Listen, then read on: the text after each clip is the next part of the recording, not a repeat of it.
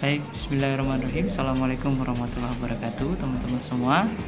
Saya akan masuk kepada statistika bagian ketiga sebenarnya ya. Tapi saya ulang lagi aja deh dari rata-rata gabungan ya. Penjelasan yang pekan lalu by video, sekarang saya buat jadi video YouTube bergabung dengan data interval berkelompok. Jadi teman-teman, saya ulang kembali singkat saja tentang rata-rata gabungan, bahwa rata-rata gabungan itu adalah gabungan dari nilai rata-rata yang sudah berada di kelas tertentu dijumlahkan dengan rata-rata di kelas yang lainnya. Karena bisa jadi ini bukan hanya X bar 1 N1, X bar 2 N2, bisa jadi nanti X bar 3 N3, X bar 4 N4, X bar 5 N5 dan sebagainya. Banyak kelasnya gitu ya, sehingga nanti menyesuaikan jumlah di bawahnya menjadi N1 tambah N2 tambah N3 tambah N4 sampai tak hingga. Jadi keterangan ini, rata-rata gabungan yang saya tulis ini hanya sekedar informasi yang sederhana ya, hanya 2 kelas. Karena biasanya soal-soal yang keluar di UTBK itu hanyalah soal-soal yang ringan, yang seperti ini modelnya hanya 2 kelompok, hanya 3 kelompok saja, nggak banyak. Nah, yang berikutnya ini adalah data interval berkelompok, teman-teman. Kemarin yang sudah saya jelaskan bahwa mencari data interval berkelompok itu adalah mencari rata-rata, mencari modus, juga mencari kuartil. Nah, kuartil ini kan bisa Q1, Q2, Q3. Makanya saya tulis di sini QI I per 4. I-nya itu adalah bisa bertukar posisi menjadi 1, 2, 3 tergantung siapa yang ditanya ya. Q1, Q2, Q3. Jadi nanti menyesuaikan nih, kalau QI berarti Q1 berarti di sini 1/4. Berarti di sini adalah F indikator. Ini F-nya itu bukan FI ya, tapi di sini adalah F indikator. Nah, satu segini aja deh biar beda ya. F indikator. Oke, teman-teman. Jadi mencari rata-rata itu gimana gitu kan? Yang mencari rata-rata itu adalah X bar sama dengan sigma atau jumlahan dari fiksi. Fiksi itu perkalian dari FI dengan XI. Nanti kalau kita ngelihat data berkelompok dalam bentuk tabel kelihatan ya. Nanti ini penjelasannya lewat rumusan aja ya. Pakai rumusan soal-soal ya, lebih enak. Nah, di sini ada keterangan ya. Keterangannya saya tulisin di sini. Kalian teman-teman nanti bisa di screenshot ya, kayak bisa di screenshot, silakan. Kemudian nanti dipelajari terlebih dahulu. Apa sih keterangan dari TB, keterangan dari P, keterangan dari D1, D2, FI dan FK. Ya kan ya? FI-nya ini F indikator, berarti F inde ya kan ya? Inde. Baik, halaman kedua. Kemarin halaman kedua ini adalah mengenai contoh soal rata-rata gabungan ya. Contoh soal rata-rata gabungan. Diketahui data nilai di masing-masing kelas bla bla bla. Kemarin udah pada ngerjain dan saya ngeliat kemarin udah hampir betul semua. Jadi sudah banyak yang paham ya. Karena ini kan sebenarnya materi kelas 9 SMP kalau nggak salah ya. Nah, saya masuk ke sini aja langsung berarti kalau gitu ya. Bahwa contoh soal data interval. Sebanyak 21 pekerja ya, dijadikan sampel ya, dan dihitung tinggi badannya. Jadi ini sebenarnya adalah format yang udah saya buat. Tadinya soalnya hanya begini doang nih teman-teman ya, kalau gini terus kemudian sama ini doang dikasih tahu nih ya. Datanya tuh udah data tabelling begini ya, udah data tabel begini ya. Tinggi badannya dan frekuensinya diketahui ya. Jadi kalau kita ngelihat ada berapa kelas di sini, ada berapa kelas yang tinggi badannya berinterval antara 151 sampai 155 ya. Ini frekuensinya ada 3, berarti ada 3 orang yang tinggi badannya sekian intervalnya. Bisa jadi tingginya di antaranya ada 152, 153 dan sebagainya gitu ya. Nah, yang berikutnya adalah tinggi badan di kelas kedua.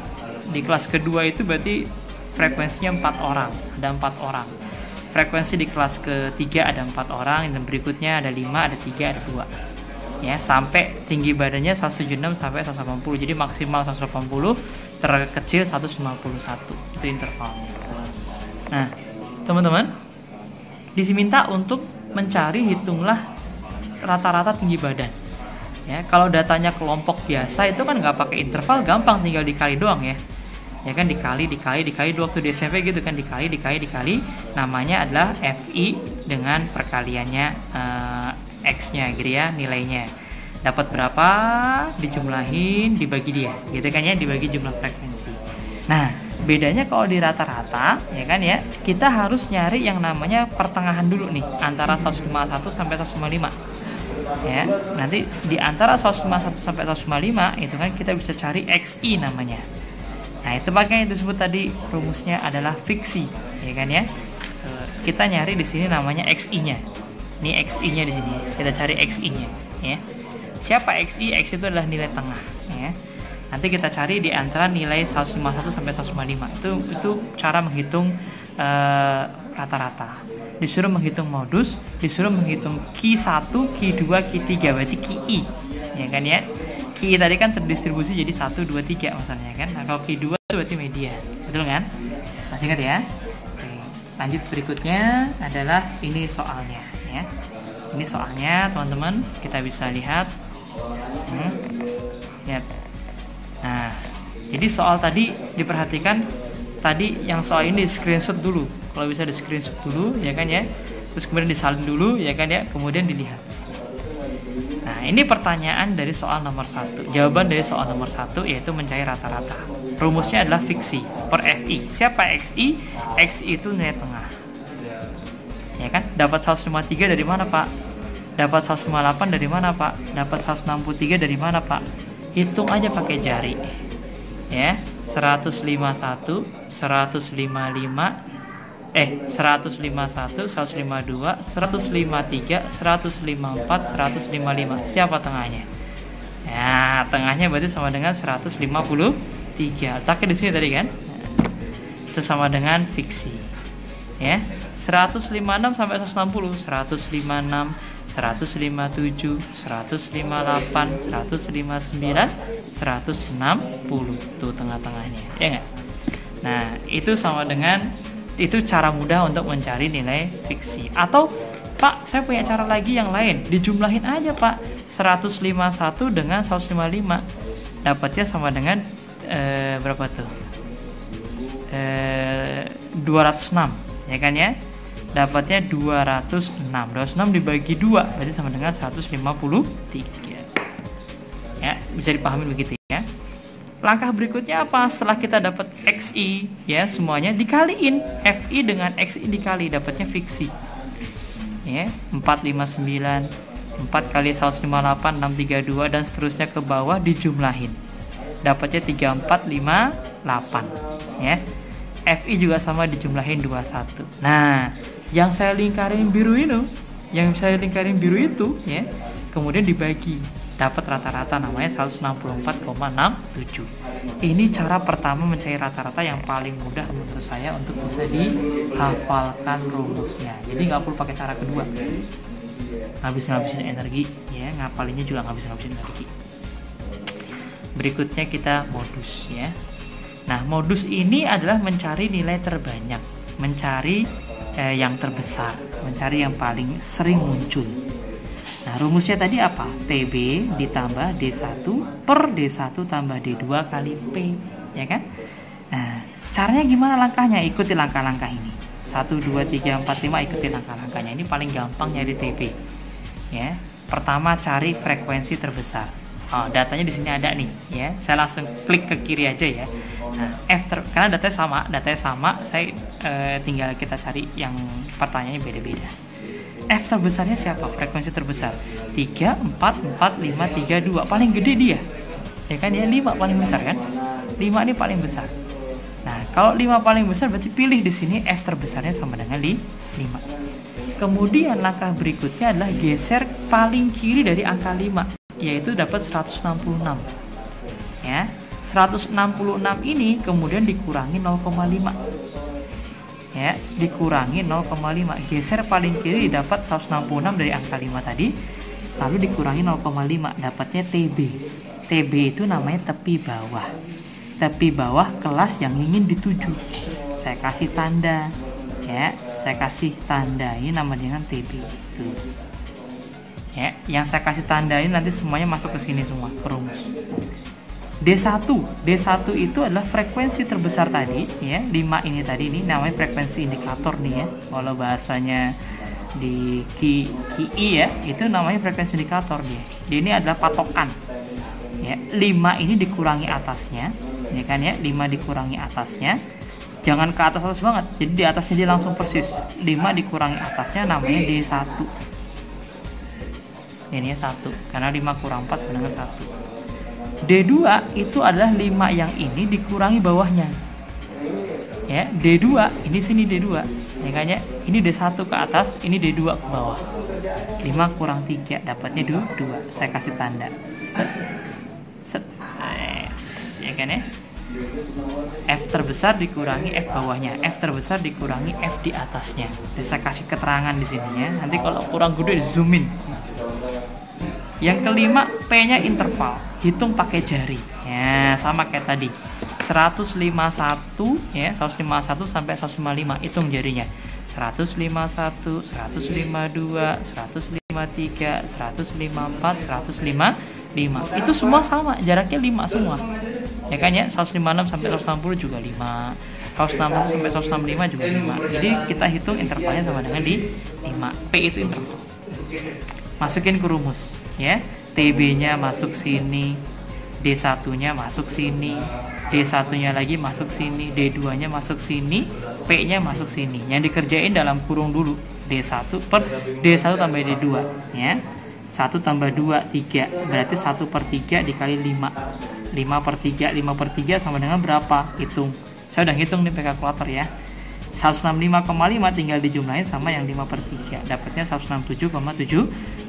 Bisa dipahamin ya, ini mudah sekali ya, mudah sekali. Berikutnya ya, soal yang nilainya pengen mencari kuartil nih. Mencari kuartil ya, mencari kuartil KI namanya. Tadi mana rumusnya? Mencari kuartil ya, ini kuartil nih tuh ya, mencari kuartil yang ini nih kawan ya. Ya, I-nya berubah-ubah Q-nya ya. I-nya itu sama dengan ngikutin. Nah, kalau Q1 berarti jadinya 1/4 N. Ya. Jumlahnya berapa tadi? N-nya 21. Ingat kan ya? Total semua frekuensi ya kan ya, dari sini ke bawah kan semuanya 21 nih, ya. 21 namanya N besar, ya. N-nya 21. Langkah pertama kita sebenarnya adalah mengetahui nilai N. Tapi nanti kalau udah biasa, udah nggak usah dijadikan langkah. Kita mulai dari sini aja langsung nih, 1/4 N. 1/4 N itu berarti kan 21 bagi 4, betul nggak? Ya. 21 bagi 4, karena kan 1/4 N ini langkah pertama, harus dicari yang sebelah sini dulu nih. Ini juga nanti begitu, kalau Q2 berarti nyari di sini dulu. Q2 berarti 2/4, Q1 berarti 1/4, ya kan ya? Kalau Q3 berarti 3/4. Nah, gitu ya. Oke. Nah, setelah dapat nilai 21/4, yaitu nilainya 5,25, ya kan ya, langkah berikutnya itu adalah kita menentukan FI, namanya disebut sebagai frekuensi indikator. Ini tambahin tadi, kita udah sepakat tambahin ND ya, frekuensi indikatornya. Nah, letaknya 5,25 itu di baris kedua. Lihat nih. Ya, nih lihat ya. Kita lihat di sini ya. Jadi menentukan frekuensi indikator, letak 5,25, hitung ke bawah. 3 tambah 4 berapa? 7. Oh, berarti letaknya di sini. Karena kan pertama kan angka 3. 3, kemudian 4, kemudian 5, 6, 7. Nah, ini kan berarti kan jumlah total kumulatifnya 3 tambah 4 kan 7. Berarti 5,25 letaknya di antara angka 4. Ya. Bukan 3 ya, tapi 3 di atas dikit. 5,25 kan di atasnya angka 3. Ya kayaknya jumlah kumulatifnya 7, berarti letaknya dia di antara angka 3 ini dengan angka total 7-nya, berarti 5,25 letaknya tepat di angka 4. Makanya FI-nya disebut sebagai F indikatornya berarti angka 4. Ini F indikator. Nah, berarti tiap KI beda-beda dong. Iya, beda. Nanti kalau 2/4 beda, letaknya bukan di sini. Q3 juga bukan di sini mungkin, ya kan ya. Letaknya nanti berubah lagi di mana posisinya. Ya, bisa dipahamin ya teman-teman. Nah, setelah langkah ketiga penentukan frekuensi indikator, ini kalau mau di dibuletin boleh ya, dibuletin gitu dulu ya, dibuletin gitu ya boleh. buletin nih, misalnya di buletin. Nah, ini namanya disebut sebagai frekuensi indikator FI, gitu ya. Nih, frekuensi di atas FI itu namanya FK. FK itu berarti letaknya di atas frekuensi indikator. Kalau ada dua gimana Pak? Dijumlah. Kalau kebetulan ada satu, berarti ini disebut sebagai FK-nya. Ini kalau kebetulan cuma ada satu ya, FK. Kalau ada dua ya dijumlahin. Nanti yang Q2 kelihatan ya, dijumlahin ke atas. Nah, 3 doang berarti udah masukin angka 3. TB itu adalah letaknya di sebelah kiri dari frekuensi indikator. Nah, kayak tadi ngerjain modus, biar frekuensi indikatornya digeser paling kiri. Nah, ini dikurangin 0,5. Ya kayaknya ini dikurangi 0,5. Dikurangi 0,5. Jadinya hasil berapa itu? 156 dikurangi 0,5 berarti 155,5 ya. Tuh. Ya. Dapat di sini ya, sama ya. Frekuensi intervalnya yaitu angka 5 ya. Kelihatan di situ ya. Oke. Nah, kalau udah masukin aja semuanya ke Q1. Ya. Yang dalam kurung kerjain dulu dikali 5 ya, ini hitung-hitungannya ya. Kalian bisa ikut sendiri. Pokoknya sebelah kanan kerjakan dulu semua ya. Nah, baru 155,5 tambah 2,82. Jadi dapat sekian. Tuh, ya. Nah, Q2 juga sama ya. Berarti dia 2/4N dikurangi FK FI. 2/4N nya siapa nih langkah pertama? Berarti 2/4 kali 21 sama dengan 10,5. 10,5 itu berarti letaknya di mana? 10,5 itu berarti letaknya di mana?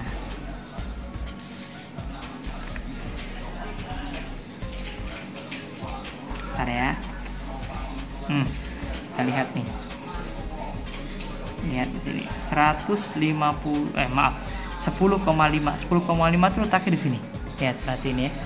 3 tambah 4, 7 tambah 4, 11. Berarti 10,5 itu letaknya di bawah 11. Oh, berarti kalau gitu letaknya di antara 7 dan ini kan 7. Sampai sini kan 11. Berarti di antara dia sama dia. Letaknya pasti di sini. Nah, ini namanya disebut sebagai F indikator. Ya kan ya? F indikator.